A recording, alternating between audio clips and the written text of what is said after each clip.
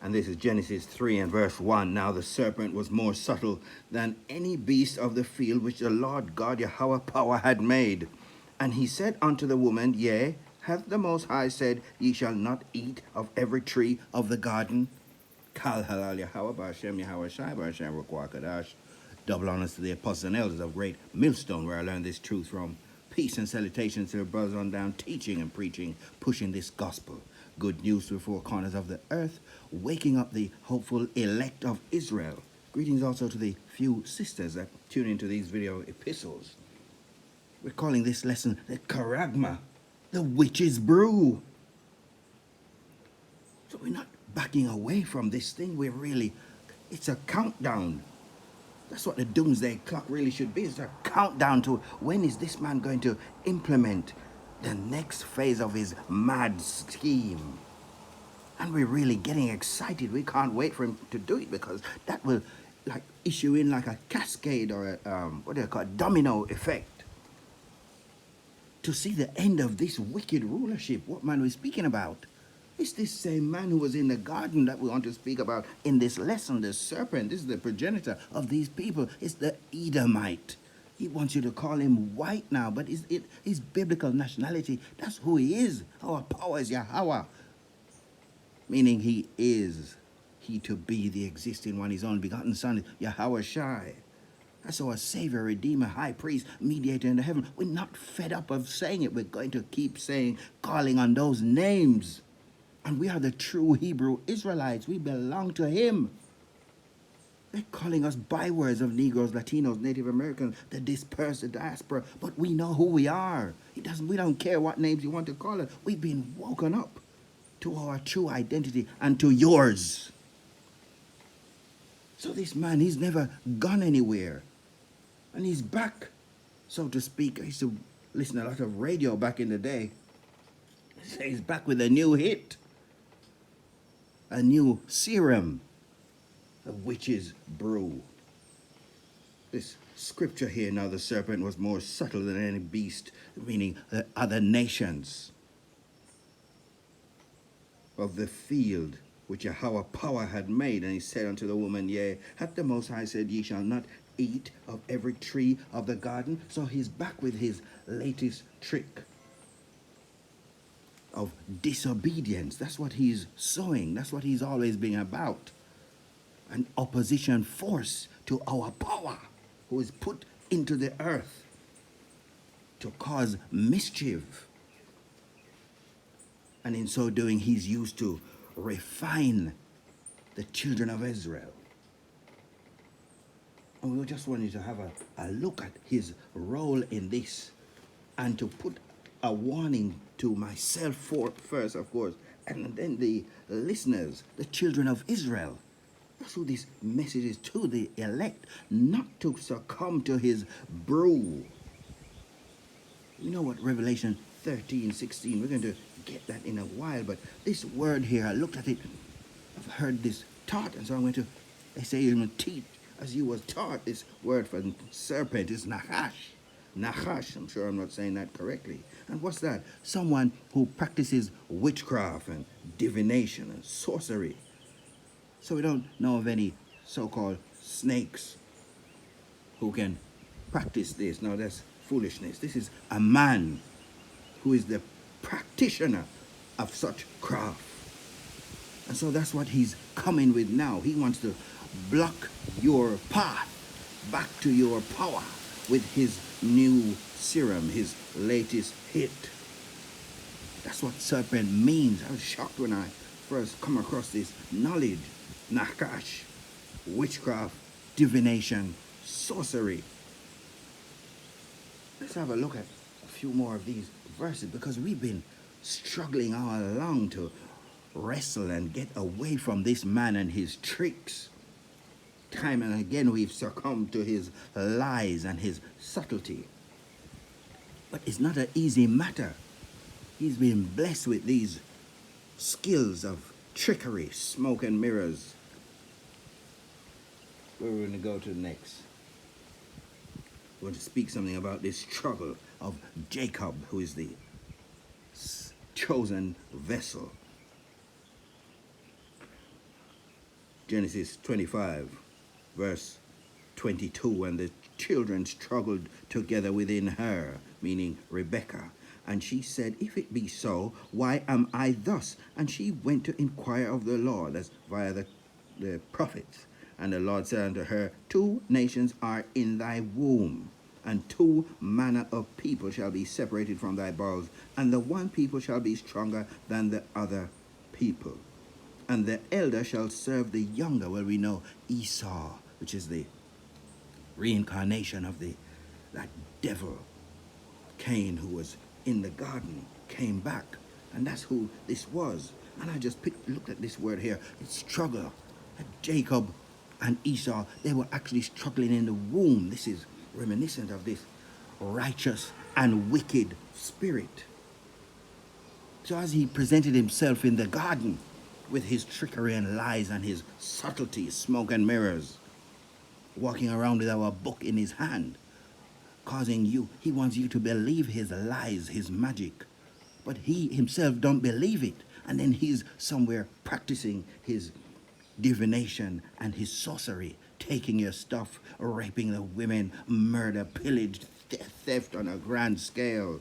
But he's got you accepting his lies. And so Jacob struggled the righteous and the wicked, even in the womb. And so we see there's two manner of people. He knows he's not the chosen vessel. He's the vessel fitted to destruction. And so he's been fighting all along to get you on his level, to get us on his level. Let's have a look at this further wrestling match here. That Jacob, it didn't end there. Our father Jacob, let's go.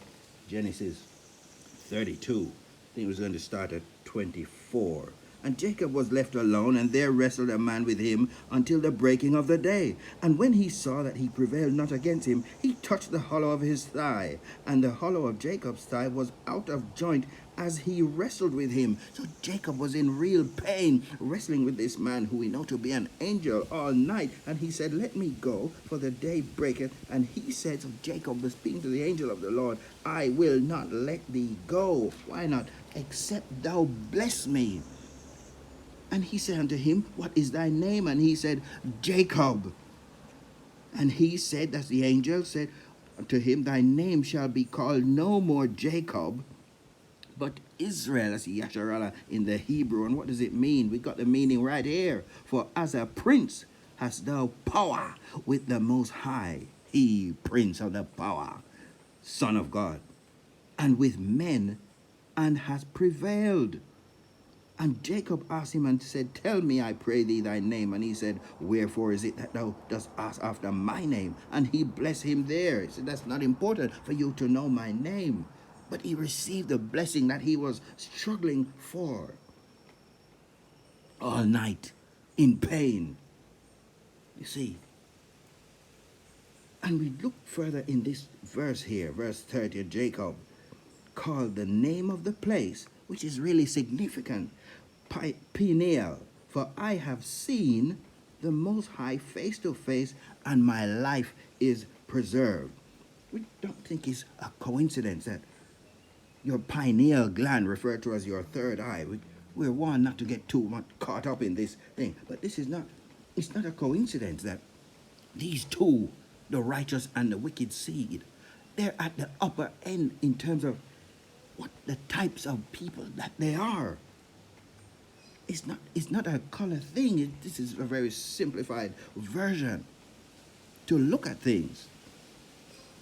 Because the majority of Hebrew Israelites, their pineal gland, that's this third eye, it's in the middle of your brain, controls to do with sleep and melatonin, and you can get quite deep into this, but we don't want to do that here. But the Hebrew Israelites, when they're born, the majority of us, almost 100% of us Hebrew Israelites, our pineal gland is decalcified. It's our connection, like an antenna, to the spirit, to our power.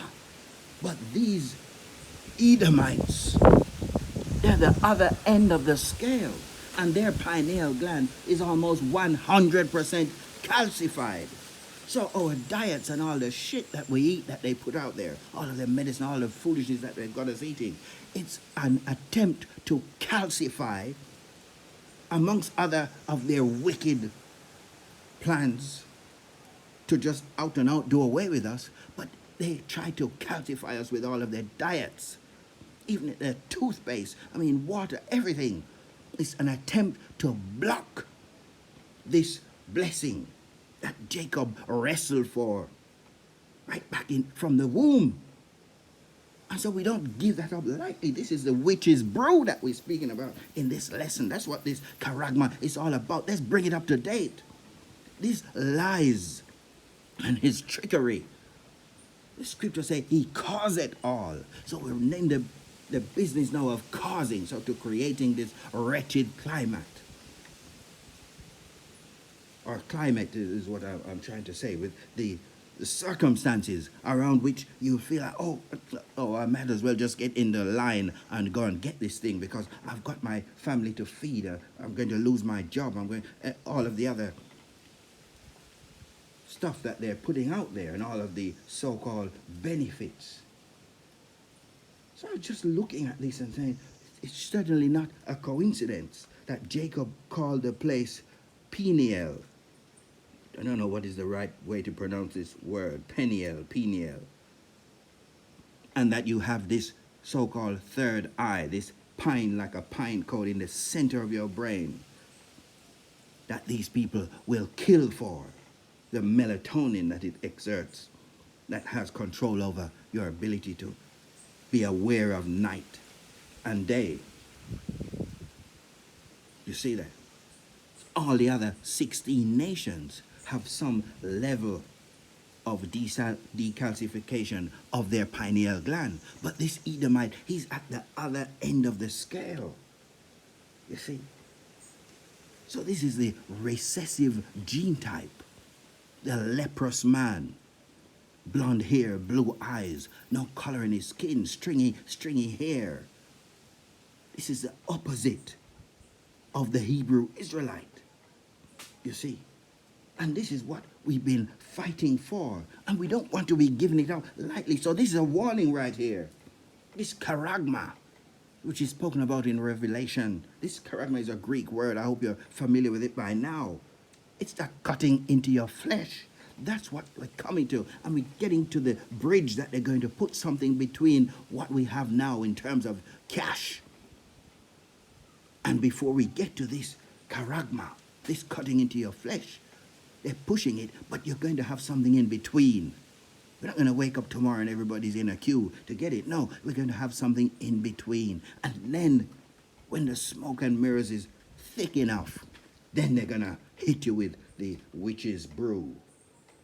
Where were we going to go to look at? So I just wanted to make this connection here with this struggling, this pineal, this fight of our father, Jacob, who was to go on to be the patriarch, Abraham, Isaac, Jacob, of the 12 sons of which we come. These liars over there in our land claiming that they're us. Well, it's not working anymore. Let's get some more scriptures here. Ephesians 2. Let's go from 1 to 5. And you hath he quickened, who were dead in trespasses and sins, wherein in time past he walked according to the course of this world, according to the prince of the power of the air. That's one of the titles of this wicked man, the wicked. Who's that? It's Esau, Edom, that devil that the Bible speaks of. He's the one who's in control temporarily of the earth, the spirit that now worketh in the children of disobedience. That's what he's sowing. That's what it's always been about. Among whom also we all had our conversation in times past in the lusts of our flesh, fulfilling the desires of the flesh. That's what he was peddling in the garden. You don't need to come under the order that is set. Here's a new way, a new philosophy, a new doctrine. This is rebellion against our power. That's what this man has been sowing. He's got our book in his hand. Well, he did have. Now he's not even bothering with that lie anymore. Now he's going with his high tech. This is the new thing. Times pass in the lust of our flesh, fulfilling the desires of the flesh and of the mind, and we're by nature the children of wrath, even as others. But the Most High, who is rich in mercy, for his great love wherewith he loved us, even when we were dead in sins, hath quickened us together with the anointed. By grace ye are saved. Where next? Stay in Ephesians 5. Ephesians 5, let's go from 6 to 11. Let no man deceive you with vain words, for because of these things cometh the wrath of the Most High upon the children of disobedience. That's what there is to come if you give in. Be not ye therefore partakers with them, for ye were sometimes darkness. But now are ye light in the Lord. Walk as children of light, for the fruit of the Spirit is in all goodness and righteousness and truth, proving what is acceptable unto the Lord, and have no fellowship with the unfruitful works of darkness, but rather reprove them. Let's jump to 15. See then that ye walk circumspectly, so look around, literally. Pay attention, not as fools, but as wise, redeeming the time. Know what time you're living in. This is the end time that we say, because the days are evil. Wherefore, be ye not unwise, but understanding what the will of the Lord is. And be not drunk with wine. This is all this man's philosophies, all his lies that he's been peddling. Now it's the high-tech thing, wherein is excess, but be filled with the Spirit. So I'm going to jump to, let's go 6 from 11. Ephesians 6, starting at 11. Put on the whole armor of the Most High, that ye may be able to stand against the wiles of the devil. That's his trickery. For we wrestle, see that word again, this wrestling match, this struggle that's going on against the good and evil. Not against flesh and blood, but against principalities. When you look this word up, we see it's a hierarchy of demons.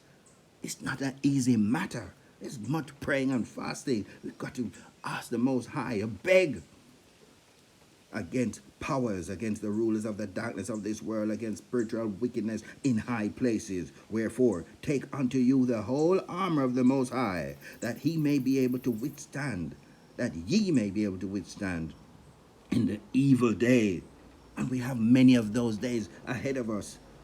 And having done all to stand, stand therefore having your loins girt about with truth, not lies, and having on the breastplate of righteousness, and your feet shod with the preparation of the gospel of peace, of Yahushua, this gospel of reconciliation. Above all, taking the shield of faith, wherewith ye shall be able to quench all the fiery darts of the wicked. Who's that? That's that man again. It's the wicked. Malachi 1:4, that's a white man, the Edomite, a devil in the scriptures. And listen to this verse 17. And take the helmet of salvation. Where do you wear your helmet? You wear that on your head, and that protects your mind. You see, you have to guard this truth. You got some of the strangest breakdowns I've ever seen of something so simple. So it's, and take the helmet of salvation and the sword of the Spirit, which is the word of the Most High. It's quite incredible what we're about to approach. Let's just read to finish. Revelation 13:16, and he causeth all, both small and great, rich and poor, free and bond, to receive this high technology in their right hand or in their foreheads, and that no man might buy or sell, save he that had the mark or the name of the beast or the number of his name. But there's a commandment. If you do it, this is what's going to happen to you. 14, Revelation 14:9, and the third angel followed them, saying with a loud voice, if any man worship the beast and his image, receive his Charagma in his forehead or in his hand, the same shall drink of the wine of the wrath of the Most High, which is poured out without mixture into the cup of his indignation. And he shall be tormented with fire and brimstone in the presence of the angels and in the presence of the Lamb. And the smoke of their torment ascendeth up forever and ever. And they have no rest day or night, who worship the beast and his image, and whosoever receive this charagma of his name. So we're going to leave it there. Maybe I can come back and do another lesson. But I just wanted to speak about this witch's brew, because this trickery is high level stuff. And we need to be aware of what is happening. So I don't stretch the lesson beyond where it needs to be and listen to Charagma, the witch's brew. Shalom. Until the next one.